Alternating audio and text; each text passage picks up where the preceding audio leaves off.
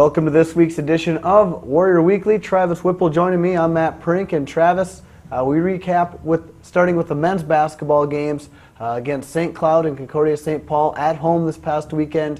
What a game it was Friday night. Whiteout, a packed crowd. Looked like it was back in maybe the 2006, 2007, 2008 years. What a game it was. A 21-point victory for the Winona State men. Absolutely. What a great atmosphere. And you're exactly right. It was kind of back to that era.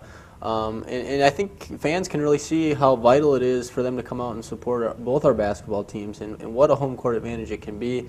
Really impressed with the way the men played. A lot of great effort and defensive intensity.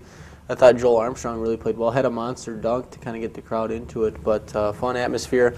Ben Fisher, another award for him, going over 600 career assists, and he was awarded a game ball at the beginning of that game as he went over 1,000 points last week on the road trip to Southwest. So great for him. They shot the basketball really well too, played well offensively, a lot of movement. So it was a very good victory against St. Cloud State. Yeah, they had a season-high 17 three-point baskets, and that was including the guys coming off the bench. Caleb Pelkert hit one, Jordan Fisher hit one, Bryce Welch. I mean, really, everyone got it going, and I think that was fueled by the defensive intensity they had that night, which, like you said, Travis, came right from the crowd. Everyone was out there and celebrating. Anthony Tucker had a pretty good game himself, too, 19 points, including a career-high 4 triples in the season. And now we move on to the Concordia St. Paul game, championship reunion night. You were part of the festivities at halftime, but it looked like it was a different Winona State team out there, not quite as intense, high-flying as they were on Friday night. Well, you realize how tough it is to play back-to-back nights in the NSIC, and any given night anybody can win. And so I think you really got to see that against Concordia St. Paul, who's a very good ball team. I personally, in the 2006 group, really enjoyed the crowd support and the reunion. It was an outstanding event. Obviously would have loved to have seen a win, but I think a couple of good things that you can take out of it. Only 6 turnovers that Winona State had, a season low. Again, I thought they shot all right. Maybe rebounding is something that you look at to work on in practice, and again, just defensive intensity makes all the difference.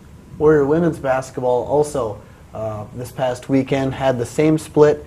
They had a huge win over St. Cloud as well. Mariana Dulas had a career-high 16 points. Katie Wolf didn't miss from the three-point arc, 5 of 5 for 15 points. How important is it for this team to get that sophomore front court going and maybe even help out those younger freshmen at the top of the key as well? Well, it's huge, especially as you come down to the end of the NSIC season. You start to look at postseason play.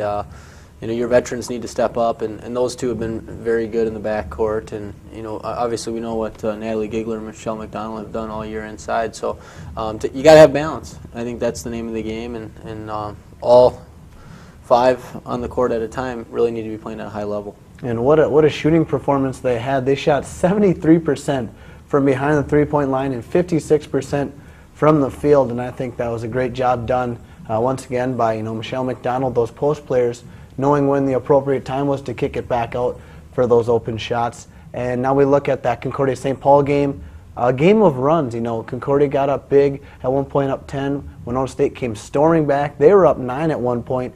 But we can see why Concordia St. Paul, they're a quick strike team, and they really got going there in the second half. They've been on an incredible run here towards the end of the season, and are really competing for that NSIC championship. They're doing well, but I thought our women really played outstanding in the first half, really slowed the game down, took good shots, played solid defense, and then Concordia, as you mentioned, got on a little bit of a run in the second half, and they just have a ton of talent. But I think a good lesson in knowing that we can hang with anybody in the conference when we play to the best of our abilities. Katie Wolf had 14 points and 8 assists. I think she's really improved from the passing standpoint. Michelle McDonald, again, 12 points, and Michelle Tobin coming off the bench with 8 points. Both men's and women's basketball teams are now 11-6 in the conference, 15-6 overall. Will they stay in the regional rankings? Those come out later today. We wish we could bring those to you right now, but we move on to football. Quick note, their schedule comes out and a few big games on their schedule to look ahead to. Michigan Tech to start off here at home, and then the national champions here on October 8th in Winona. Huge games, and obviously like that national championship matchup with Minnesota Duluth. I mean, always a good team and always a very good rivalry between the two schools. I think the neat thing about the Michigan Tech game, the home opener, is their coach is a Winona State alumni. So that's kind of a neat situation. And just looking ahead, Concordia St. Paul here on homecoming weekend should be great later on in the year. Women's track and field. You can't have a better performance than they did this past weekend. Kate Dine set another Winona State record in the 55 meters. Rebecca Steer, our throwers, our field athletes, continue to have just outstanding performances. We swept the NSIC awards this past weekend. Kate Dine, the track athlete of the week, and Rebecca Steer, the field athlete of the week. Those two are outstanding, and they're having a great year, and so much potential here as they move forward. But you look at the team; they just pretty much blew away the competition at UW-Stevens Point this last weekend, and they come in. So outstanding performance there, and we're excited to see the rest of the way here as we move forward. Really, yeah. I mean, those are the top two names, but really, top to bottom, they won. I mean, the next closest team was 30 points down. So a great weekend for them. They actually get back underway tomorrow, headed down to Ames, Iowa for the Iowa State Classic. We look at that, and hopefully we see hopefully another great competition down there, some Division I athletes. Absolutely. And just now we find out about the regional rankings for men's basketball. They are now ranked 8th. They hold that spot, and that's a good thing for this team after a split.